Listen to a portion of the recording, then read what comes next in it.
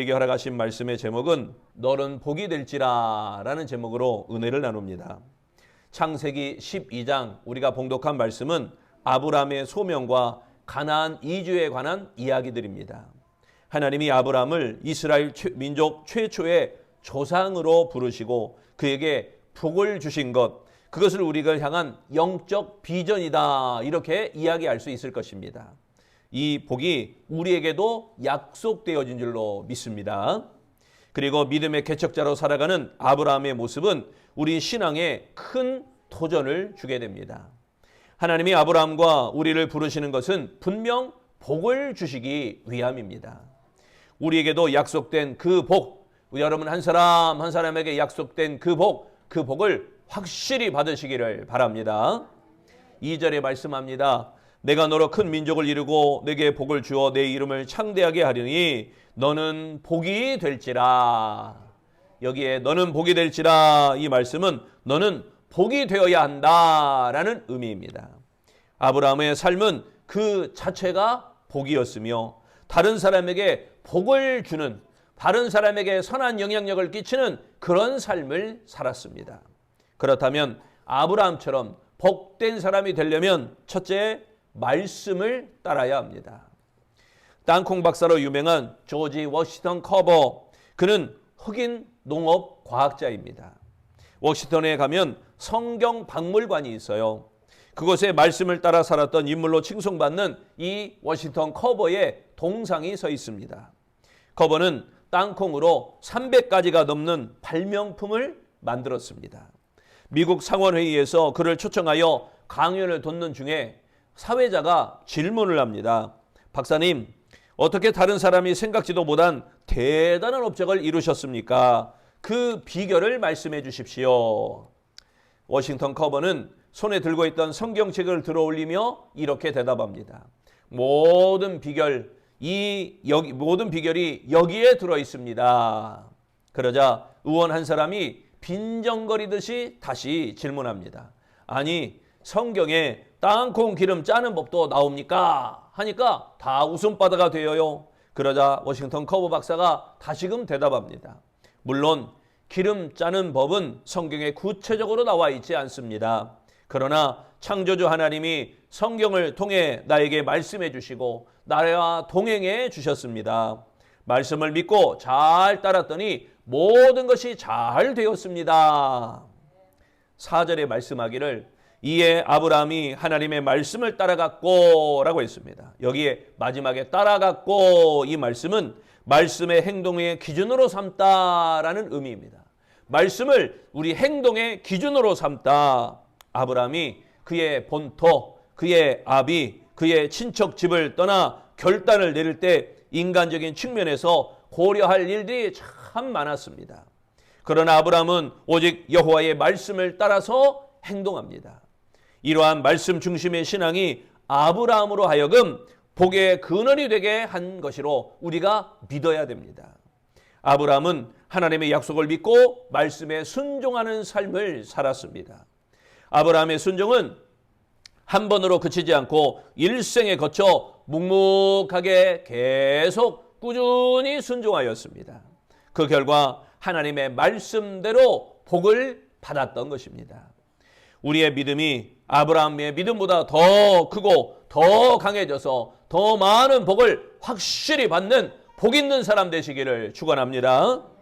아브라함보다 더 위대한 순종을 하는 것입니다. 왕대밭에 왕대 나는 것처럼 우리가 순종하면 순종을 낳게 됩니다. 순종은 하나님의 말씀을 따르는 믿음에서 나오는 것입니다. 그러므로 말씀을 따르는 자가 되어서 하나님의 복, 너는 복이 될지라, 그 복이 되시기를 축원합니다. 두 번째, 아브라함처럼 복되려면 제단을 쌓아야 합니다. 김남주 목사의 예배에 감격에 빠져라 라고 하는 책이 있어요. 거기에 나오는 내용인데 18세기 미국 대각성 운동을 주도했던 조나단 에드워드 목사의 교회에서 5살 안 된 아이가 부모와 함께 예배드리다가 그만 이 5살짜리 아기가 은혜를 받았습니다. 아이가 예배를 마치고 엄마에게 물었습니다. 엄마, 나 구원 받았어요? 엄마는 아이를 안심시키기 위해서 그래, 너 구원받았단다 하고 대답해 주었습니다.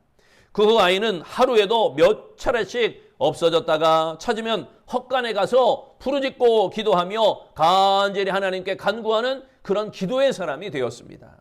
그러던 어느 날 아이가 엄마에게 이렇게 말합니다. 엄마, 하나님이 나를 만나주시고 나의 죄를 용서해 주시고 나를 구원해 주셨어요.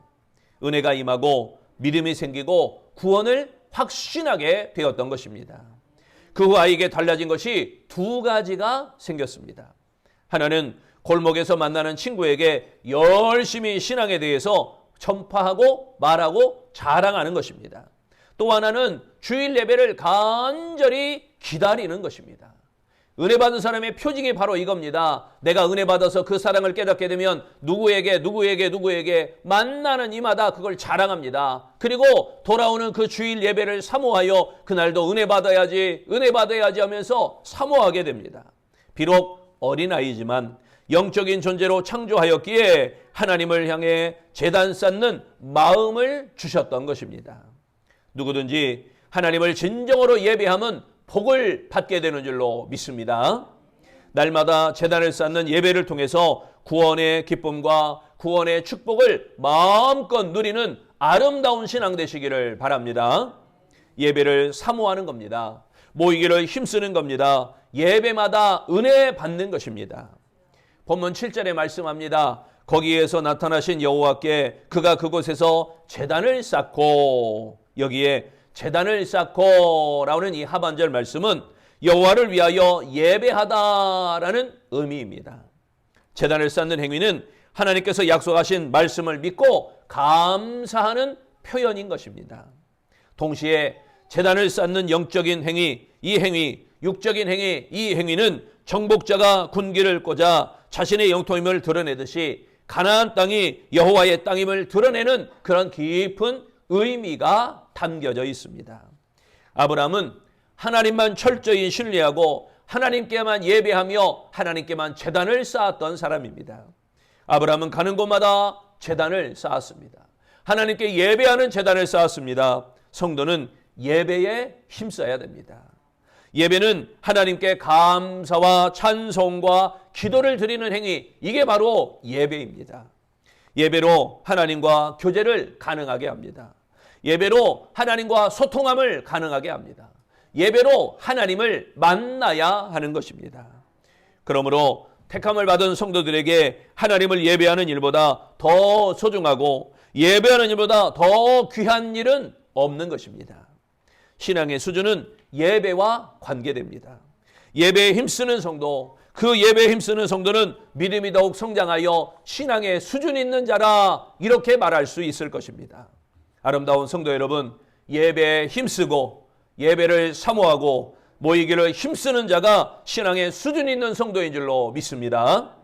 아브라함처럼 항상 제단을 쌓아 복의 그늘이 되는 아름다운 신앙이 되는 것, 그러므로 제단을 쌓는 자가 되어서 하나님의 복이 되는, 너는 복이 될지라 그 복의 약속을 이어받는 우리 아름다운 성도 되시기를 축원합니다.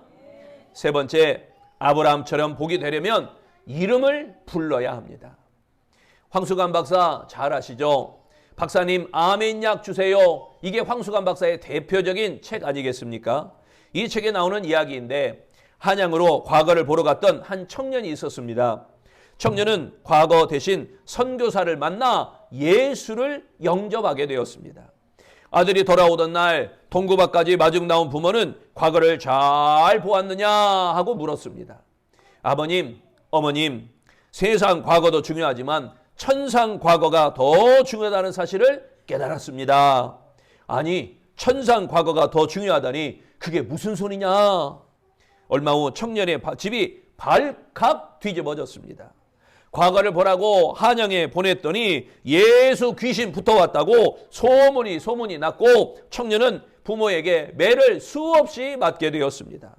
얼마 지나지 않아 청년은 말 못하는 벙어리가 되고 말았습니다.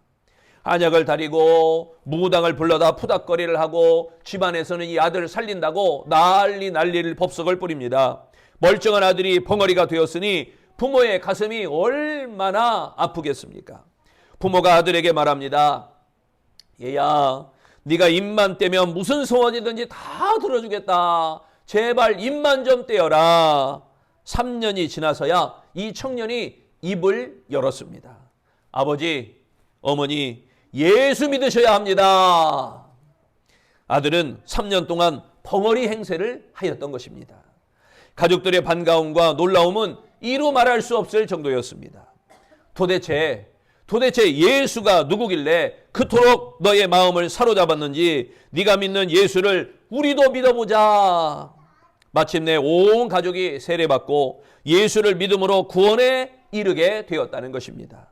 이 청년이 황수관 박사의 할아버지였다는 겁니다. 그는 아브라함처럼 복의 근원이 되었습니다.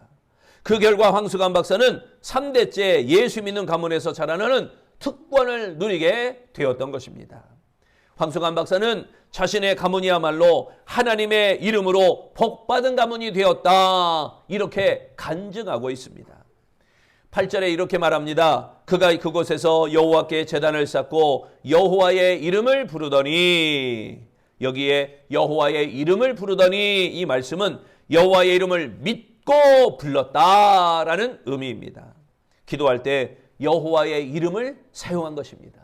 예수의 이름으로 기도한 것처럼 여호와의 이름으로 하나님께 간구한 겁니다. 아브라함은 여호와의 이름을 불러 이방신이 존재하던 가나안에서 제단을 쌓은 뒤 이방신의 이름이 아니라 유일하신 여호와의 이름을 불러 자신이 여호와께 속한 사람이다, 이걸 분명히 하였던 것입니다.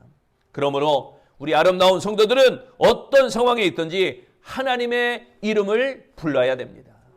환난과 고난과 역경과 어려움이 있어도 하나님의 이름을 부르는 건 잊지 말아야 됩니다. 그리할 때 절망이 소망으로 변하고 슬픔이 기쁨으로 변하며 독수리가 날개치며 올라가듯 복이 임하게 되어질 줄로 믿습니다. 사단이 왕노릇하는 세상에서 살고 있지만 아브라함처럼 여호와의 이름을 부르며 기도하여 하나님의 자녀됨을 당당히 드러내는 것, 그 이름을 부르며 나는 하나님의 사람이다 라고 복된 모습을 보이는 것입니다. 그러므로 주의 이름을 부르는 자가 되어서 너는 복이 될지다, 하나님의 복이 되시기를 축원합니다. 우리나라 최초로 세운 교회는 1885년 개척한 황해도 소래교회입니다. 개척 당시 이 교회는 교세가 매우 약했습니다. 1891년 윌리엄 스왈론 선교사 부부가 소래교회에 지원하기로 작정했습니다. 그리고 마을 유지들을 초대하여 잘 대접하고 전도를 하려고 합니다. 선교사 부인이 동네 집집마다 돌아다녀봐 했더니 집마다 안방에 노수로 만든 요강이 보였던 겁니다. 그녀의 눈에 이 요강이 매우 귀한 그릇같이 보였습니다. 그래서 이 노수로 만든 요강 5개를 빌려서 깨끗하게 닦고 흰 쌀밥을 가득하게 담았습니다. 그리고 안성은이라는 전직 대감 부인에게 부탁하여 닭고기 요리를 곁들여 한 상을 잘 차렸습니다. 초청받은 마을 유지들은 이 밥상을 보고 깜짝 놀랐습니다. 뜻밖의 광경에 흠칫 놀랐지만 체면을 지키느라 요강에 든 밥을 먹는 둥 마는 둥 신용만 했습니다. 선교사 부인은 정성껏 대접한다고 했는데 마을 유지들이 얼굴을 찌푸리는 것을 보고 무언가 잘못됐구나, 이렇게 마음을 먹었습니다. 이것을 본 안성은 씨는 감동이 되었습니다. 미국 사람이 무엇을 부족하여 우리나라에 와서 저렇게 수고하는가, 예배당에 앉아있기라도 하겠다, 이 마음으로 예배당 소래교회에 나가게 되었습니다. 그 후 안성은 씨는 남편에게 핍박을 많이 당했습니다. 그러나 안성은 씨는 예수를 믿는데 열심을 다했습니다. 이렇게 하여 안성은 집사는 황해도 서해안 일대의 전도 부인으로 많이 알려지게 되었다고 합니다. 안성은 집사는 남편 김성섭 집사와 사이에서 4남 4녀 8남매를 두었습니다. 안성은과 남편 김성섭은 기독교 신자로 일생을 살아가며 나라의 독립과 해방, 그리고 건국과 예국운동을 통하여 사회에 좋은 선한 영향력을 끼치는 그런 인물이 되었다고 합니다. 첫째 아들 김윤방은 소래소학교 설립하고 소래교회 장로가 되어집니다. 셋째 딸은 바로 독립운동가 김마리아 여사입니다. 둘째 아들은 김요노는 백범과 도산 안창호와 막역한 사이로 애국지사로 활동합니다. 그의 딸이 서울여자대학교를 설립한 고환경 박사입니다. 넷째 아들 김필수는 한국 최초 의사 면허를 받은 의사였습니다. 이 김필수는 안창호와 의형제를 맺고 상해에서 독립운동에 적극 참여했습니다. 셋째 딸 김필래는 정신여자중학교 교사와 교감으로 봉직했습니다. 후에 김환란과 YWCA를 조직하여 여성의 지위 향상에 열심으로 노력했습니다. 안성헌 집사가 신앙의 복된 명문가를 이루게 된 것은 기독교 신앙을 받아들이고 복의 근원이 되었기 때문인 것입니다. 안성헌 집사야말로 장한 어머니요, 황해도 서해안의 전도자요, 이 땅의 교회사에 빛나는 복을 받는 아름다운 여인이 되어질 것입니다. 본문 말씀이죠. 너는 복이 될지라 다른 사람에게 복을 구하는 사람이 되지 말고 네가 복이 되어라 라는 말씀입니다. 복은 밖에서 오는 거 아니라 내가 복이 되어야 됩니다. 나로부터 복이 흘러 넘쳐야 됩니다. 여러분, 누가 받은 거 나도 그냥 얻어받는다 이런 생각 마시고 내가 먼저 충만히 받고 이 복을 베풀고 꾸이고 나누는 사람이 되시기를 축원합니다. 부디 복의 근원이 되시기를 바랍니다. 하나님의 말씀을 따름으로 복의 근원이 되시기를 바랍니다. 예배의 제단을 쌓음으로 복의 근원이 되시기를 바랍니다. 하나님의 이름을 부름으로 복의 근원이 되시기를 바랍니다. 그리하여 진정한 복의 근원이 되는 우리 아름다운 성도 아브라함의 복을 나도 받는다, 이 삶으로 하나님 앞에 인정받고 축복받고 사랑받는 복된 성도들이 다 되어지시기를 축원합니다. 기도하겠습니다. 우리 아름다운 교회 믿음의 심령마다 은혜 주셔서 그 은혜로 말미암아 믿음을 허락해 주시고 믿음이 든든하여서 성령 충만한 역사로 도우시니 감사합니다. 은혜와 믿음과 성령으로 말미암아 복의 근원 되기를 원합니다. 하나님의 말씀을 따름으로 아브라함의 복, 너는 복이 될지라 복의 근원이 되게 하시고, 예배의 제단을 쌓음으로 너는 복이 될지라 그 복의 근원이 되게 하시며, 하나님의 이름을 부름으로 너는 복이 될지라 복의 근원되는 아름다운 성도들이 다 되게 하여 주옵소서. 나를 위하여 십자가에 못 박하신 그 예수님의 사랑, 그 사랑을 우리도 실천하며 전하며 자랑할 때 아름다운 교회가 새로워지고 아름다운 교회가 회복되고 아름다운 교회가 부흥될 줄로 믿사오며 예수님 이름으로 기도합니다. 아멘.